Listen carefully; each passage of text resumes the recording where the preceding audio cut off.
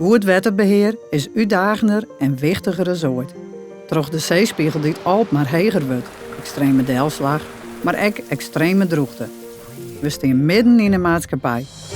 We werken in oparbeidjen met oorheden, bedrijven, boeren en inwoners. Together met haar bedenken wij voor de uitdagingen van morgen oplossingen waarmee grenzen verlegd worden. Werkje bij wetenschap is dynamisch. Together met collega's werken ze om maatschappelijke opgiften.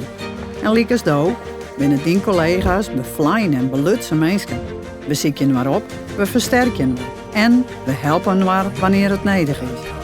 Wat er ik baat, Wetenschap Friesland maakt het altijd het verschil in de vraag om die heen. Van mensen en natuur, van joerdeistige en toekomstige generaties.